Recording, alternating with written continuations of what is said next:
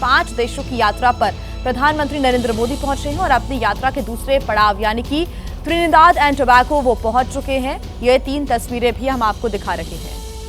और साथ ही देखिए, प्रधानमंत्री की यात्रा ऐतिहासिक है क्योंकि 26 साल बाद कोई भारतीय पहली बार 26 साल के बाद भारतीय प्रधानमंत्री वहां पहुंचे हैं। ऐतिहासिक दौरे पर प्रधानमंत्री मोदी का वहां पर स्वागत हुआ है और शानदार तरीके से उनका भव्य स्वागत किया गया। और आपको बता दें कि पोर्ट ऑफ स्पेन में एयरपोर्ट पर उनका स्वागत किया गया है। साथ ही प्रधानमंत्री कमला प्रसाद बिसेसर ने भी उनका भव्य स्वागत किया। उनके साथ उनकी पूरी कैबिनेट की टीम वहां पर मौजूद थी। प्रधानमंत्री मोदी को गार्ड ऑफ ऑनर भी दिया गया है। एयरपोर्ट पर ही सांस्कृतिक विरासत की झलक पेश भी किया गया। साथ ही प्रधानमंत्री मोदी का भव्य स्वागत किया गया और उसके बाद प्रधानमंत्री मोदी एक विशेष कार्यक्रम में भी शामिल हुए। भारतीय समुदाय को संबोधित प्रधानमंत्री ने किया। जय श्री राम से संबोधन की शुरुआत की। लेडीज एंड जेंटलमैन, नमस्कार।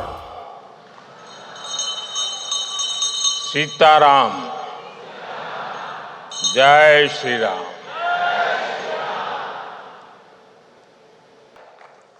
एक 180 साल बीतल हो,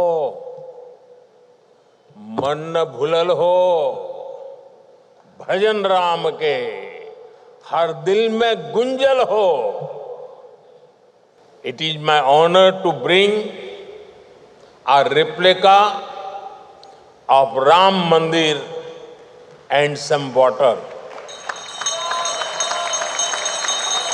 And water from the river Saryu in Ayodhya. जन्मभूमि मम पुरी सुहावनी, उत्तर दिशि बह सरजू पावनी। जा मज्जनते बिनहि प्रयासा, मम समीप नर पावहि बासा। सरयू जी और पवित्र संगम का ये जल आस्था का अमृत है। ये वो प्रवाहमान धारा है जो हमारे मूल्यों को, हमारे संस्कारों को हमेशा जीवंत रखती है। भारतीय समुदाय को संबोधित करने से पहले जब प्रधानमंत्री नरेंद्र मोदी एयरपोर्ट से होटल पहुंचे तो एक रोचक तस्वीर भी यहां पर देखने को मिली। वहां पर एक तरफ प्रधानमंत्री नरेंद्र मोदी के स्वागत के लिए बड़ी संख्या में भारतीय समुदाय के लोग मौजूद थे, तो दूसरी तरफ भोजपुरी चौताल की परफॉर्मेंस भी यहां पर हो रही थी, जिसे प्रधानमंत्री नरेंद्र मोदी ने बड़े चाव के साथ सुना और सराहा भी।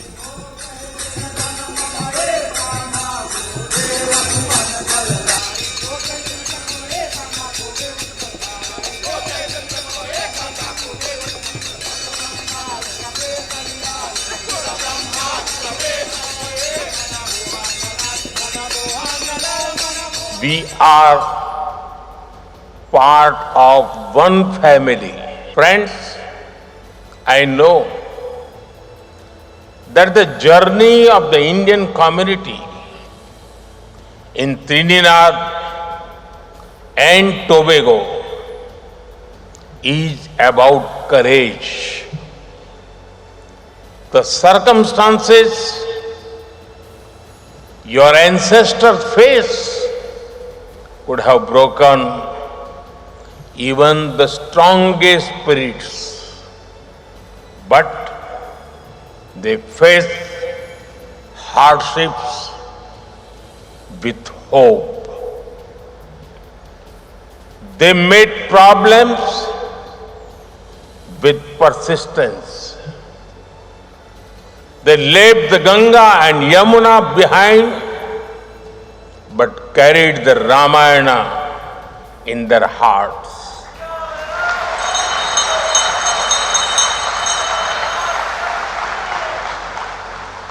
They left their soil, but not their soul. They were not just migrants. They were messengers of a timeless civilization. Their contributions have benefited this country culturally, economically, and spiritually.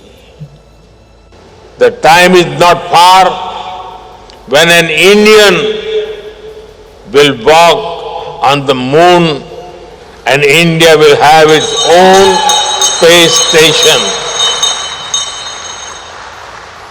हम अब तारों को सिर्फ गिनते नहीं हैं, आदित्य मिशन के रूप में उनके पास तक जाने का प्रयास करते हैं।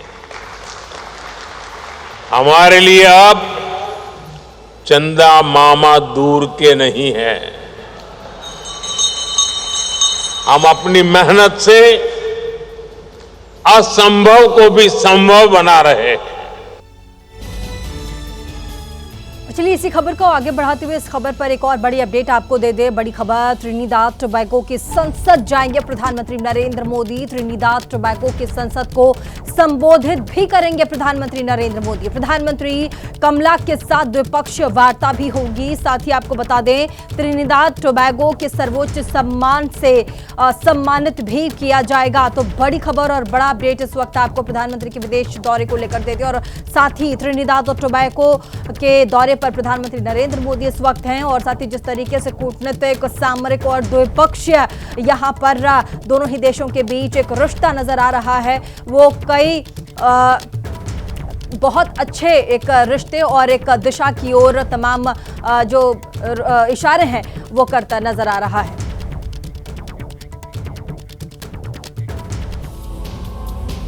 और त्रिनिदाद एंड टोबैगो पहुंचने से पहले प्रधानमंत्री मोदी घाना के दौरे पर थे और घाना की ऐतिहासिक यात्रा संपन्न होने के बाद वो त्रिनिदाद एंड टोबैगो पहुंचे। साथ ही आपको बता दें, घाना में अपनी यात्रा के आखिरी दिन वो भारतीय समुदाय के लोगों से भी मिले हैं और वहां की संसद को संबोधित भी किया है। इस दौरान कई सांसद भारतीय पोशाकों में पहुंचे।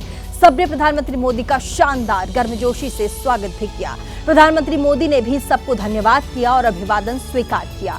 फिर अपने संबोधन में लोकतंत्र का मंत्र भी प्रधानमंत्री ने दिया। दुनिया में भारत की अहमियत को और शक्ति के बारे में समझाया है। और इन तस्वीरों को देखकर आप साफ साफ समझ सकते हैं कि कैसे भारत अपनी कूटनीतिक शक्ति का यहां पर एक बार फिर से दमखम दिखाता नजर आ रहा है। देखिए, India is the mother of democracy. हमारे लिए लोकतंत्र एक सिस्टम नहीं बल्कि संस्कार है। हजारों वर्षों से लोकतंत्र ने भारतीय समाज को निरंतर गति दी है। आज ग्लोबल उठापटक के हर किसी के लिए चिंता का कारण है। ऐसे में भारत का लोकतंत्र आशा की किरण बना हुआ है। विश्व का सबसे बड़ा लोकतंत्र एक ऐसा स्तंभ है जो जितना मजबूत होगा दुनिया को उतना ही सशक्त बनाएगा। और आइए अब बात कर लेते हैं बीजेपी के नए राष्ट्रीय अध्यक्ष की। दुनिया के सबसे बड़े राजनीतिक दल का नया प्रमुख कौन होगा? इस सवाल के जवाब का इंतजार बीते 1 साल से पूरे देश को है, लेकिन अब ये इंतजार जल्द ही खत्म होने वाला है। अब ये करीब करीब तय हो चुका है कि इसी महीने यानी कि जुलाई में ही बीजेपी के नए अध्यक्ष का ऐलान हो जाएगा। प्रधानमंत्री नरेंद्र मोदी इस वक्त 5 देशों के दौरे पर हैं और 10 जुलाई को वो वापस लौटेंगे भारत। और बड़ी बात यह है कि मौजूदा बीजेपी अध्यक्ष जेपी नड्डा का उत्तराधिकारी आखिर कौन होगा? क्या प्रधानमंत्री के विदेश दौरे से लौटते ही पार्टी के नए प्रमुख के नाम का ऐलान हो जाएगा? तो इस बात की संभावना पूरी है, क्योंकि 21 जुलाई से संसद का मानसून सत्र भी शुरू हो रहा है। ऐसे में बताया जा रहा है कि 10 जुलाई से 19 जुलाई के बीच बीजेपी के नए राष्ट्रीय अध्यक्ष की घोषणा हो सकती है। इसी बीच दिल्ली में कल से 6 जुलाई तक राष्ट्रीय स्वयंसेवक संघ की अखिल भारतीय प्रांत प्रचारकों की जो बैठक है वो भी होने जा रही है, जिसमें बीजेपी के संगठन महामंत्री बीएल संतोष शामिल होंगे। ऐसे में सवाल ये कि क्या संघ की इस बैठक में बीजेपी के नए अध्यक्ष पर भी मंथन होगा? तो बीजेपी का नया अध्यक्ष कौन होगा, इसके ऐलान की तारीख सामने आ चुकी है। वहीं इस बड़ी सियासी कवायद के बीच आरएसएस भी दिल्ली में अपना बड़ा मंथन करने वाली है, जिसे लेकर सियासी सरगर्मियां बढ़ गई हैं। आरएसएस की बैठक केशव कुंज कार्यालय में होगी, जो 3 दिनों तक यानी 6 जुलाई तक चलेगी। बैठक में सर संघ चालक मोहन भागवत, सर कार्यवाह दत्तात्रेय होसबोले समेत सभी सर कार्यवाह और कार्य विभाग के प्रमुख शामिल होंगे। सभी प्रांत प्रचारक, सह प्रांत प्रचारक, क्षेत्र प्रचारक और सह क्षेत्र प्रचारक मौजूद रहेंगे। साथ ही संघ से जुड़े संगठनों के अखिल भारतीय संगठन मंत्री भी शामिल होंगे। बैठक में आरएसएस के कामकाज की समीक्षा की जाएगी और आरएसएस के शताब्दी वर्ष की तैयारियों पर मंथन होगा। बैठक में मुख्यतः संगठनात्मक चर्चा होती है। संगठन के कार्य के बारे में मुख्यतः चर्चा होती है कि कैसे हर प्रांत में कार्य हो रहा है, वहाँ पर किस तरीके से कार्य का विस्तार हो रहा है। लेकिन क्या इस बैठक में बीजेपी के नए अध्यक्ष के नाम को लेकर भी चर्चा होगी? इस सवाल के जवाब में आरएसएस की ओर से साफ कर दिया गया कि ऐसी कोई चर्चा नहीं होने वाली है। ऐसी कोई चर्चा यहाँ पर नहीं होती बैठक में। एक खबर बिहार की सियासत से। बिहार की सियासत में एक बार फिर से बड़ी हलचल मच गई है। असदुद्दीन ओवैसी की पार्टी ने आगामी विधानसभा चुनाव को लेकर के महागठबंधन में शामिल होने की इच्छा जताई। देखिए, इसके लिए एआईएमआईएम के बिहार प्रदेश अध्यक्ष और विधायक अख्तरुल ईमान ने आरजेडी सुप्रीमो लालू प्रसाद यादव को एक चिट्ठी लिखी है। लिखा है कि वो पिछले विधानसभा और लोकसभा चुनाव में भी महागठबंधन में शामिल होना चाहते थे, लेकिन वो नहीं हो सका। लिहाजा इस बार सेक्युलर वोटों का बिखराव रोकने के लिए एआईएमआईएम को महागठबंधन में शामिल करना जरूरी है। 2025 विधानसभा का चुनाव हमारे सामने है, इसीलिए हमारी इच्छा है कि एआईएमआईएम को महागठबंधन में शामिल किया जाए। यदि हम सब मिलकर आगामी विधानसभा चुनाव लड़ते हैं तो मुझे पूरा विश्वास है कि सेक्युलर वोटों के बिखराव को रोकने में सफल हो सकेंगे और बिहार में अगली सरकार महागठबंधन की बनेगी। कौन आना चाह रहे हैं अगर कोई दल, तो इस पर तो पार्टी का नेतृत्व फैसला करेगा। ओवैसी के पार्टी के इस प्रस्ताव पर आरजेडी का नसीहत भरा रिएक्शन आया तो एआईएमआईएम ने साझा मकसद का सुर लगाया। पूरे बिहार में भाजपा मुक्त माहौल है और भाजपा को हराना हमारा ही मकसद है, आपका ही मकसद है। तो ओवैसी की पार्टी की अर्जी पर लालू प्रसाद यादव की क्या मर्जी है, ये अभी पूरी तरह से साफ नहीं है। लेकिन इन सब के बीच आज आरजेडी की एक बड़ी बैठक भी होने जा रही है। आज दोपहर 2 बजे पटना में आरजेडी की राष्ट्रीय कार्यकारिणी की अहम बैठक होने जा रही है। ये बैठक होटल मौर्या में होगी, जिसमें आरजेडी सुप्रीमो लालू प्रसाद यादव के साथ साथ तेजस्वी यादव, राबड़ी देवी समेत आरजेडी के तमाम बड़े नेता, कार्यकारिणी के सदस्य और सभी प्रदेश इकाइयों के अध्यक्ष भी शामिल होंगे। इस बैठक में चुनावी तैयारियों और आगे की जो रणनीति है उस पर मंथन होगा। चुनावी मुद्दों को फाइनल किया जाएगा।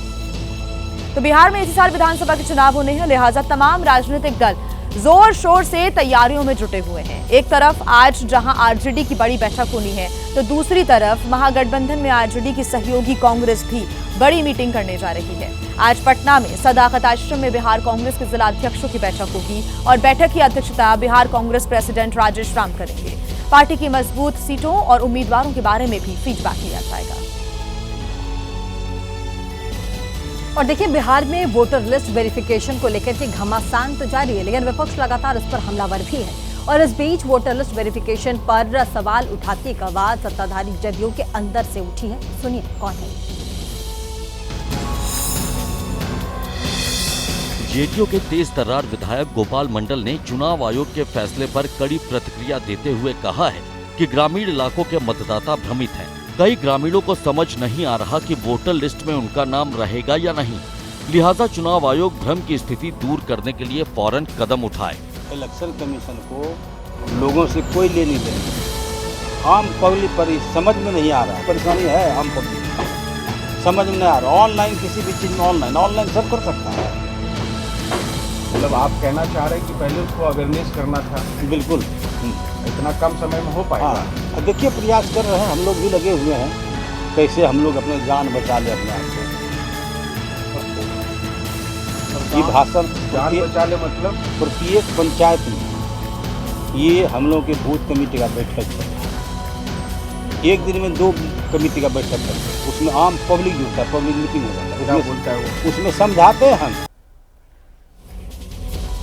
तो बिहार में आगामी विधानसभा चुनाव से पहले वोटर लिस्ट के विशेष संशोधन को लेकर चल रही चर्चाओं और आशंकाओं के बीच मुख्य निर्वाचन आयुक्त ज्ञानेश कुमार ने साफ कर दिया है कि प्रक्रिया तय समय पर और पूरी पारदर्शिता के साथ पूरी की जाएगी। दिल्ली में बीएलओ के प्रशिक्षण कार्यक्रम को संबोधित करते हुए उन्होंने कहा कि बिहार में विशेष मतदाता सूची संशोधन की प्रक्रिया सभी राजनीतिक दलों की सक्रिय भागीदारी से तय कार्यक्रम के अनुसार चल रही है और यह सुनिश्चित किया जाएगा कि सभी पात्र लोगों के नाम इस मतदाता सूची में शामिल किए जाएं। और देखिए, भारी नाराजगी को देखते हुए पुरानी गाड़ियों पर लिए गए फैसले पर दिल्ली सरकार ने कैसे यू टर्न मार दिया है। साथ ही पहले 10 साल पुरानी डीजल और 15 साल पुरानी पेट्रोल गाड़ियों को पेट्रोल पंप पर तेल नहीं लेने का फैसला लिया गया, लेकिन अब इस फैसले को पलट दिया गया है। देखिए क्या कुछ हुआ है। दिल्ली की रेखा गुप्ता सरकार ने अपने उस फैसले को पलट दिया है जिसके तहत 10 साल पुरानी डीजल और 15 साल पुरानी पेट्रोल गाड़ियों पर नकेल कसने की कोशिश की गई थी। वहीं रेखा गुप्ता सरकार ने इसका आरोप भी पिछली आम आदमी पार्टी सरकार पर मढ़ दिया है। 10 साल की बीमारी कारण आ रही हैं, उनकी गाड़ियों को जब्त किया जा रहा है। इन सब के लिए वो जो भी करना पड़ेगा, एड़ी चोटी तक का उनका अगर जोर लगाना पड़ेगा तो वो भी लगाएंगे। हम दिल्ली के वातावरण को भी साफ करेंगे और दिल्ली की गाड़ियों को भी नहीं जब्त होने देंगे। सीएम रेखा गुप्ता ने भी एक्स पर पोस्ट कर इसकी जानकारी दी है। वहीं आप नेता सौरभ भारद्वाज ने इसे लेकर रेखा गुप्ता सरकार पर निशाना साधा है। Middle class, upper middle class के लोगों ने ट्विटर पे, एक्स पे, फेसबुक पे, इंस्टाग्राम पे इस तुगलकी फरमान की आलोचना की और खूब आलोचना की। हम लोगों ने प्रेस वार्ता करी 2 बार और इस कारण जो है इस फैसले को वापस लेना पड़ा। मैं दिल्ली के लोगों को बधाई देना चाहता हूँ। आइए खबरों में आगे बढ़ते हैं, बात करते हैं दिशा सालियान केस की, जिस पर शिवसेना उद्धव गुट नेता आदित्य ठाकरे ने चुप्पी साध ली है, तो दूसरी तरफ नीतीश राणे का दावा है कि यह मामला खत्म नहीं हुआ है।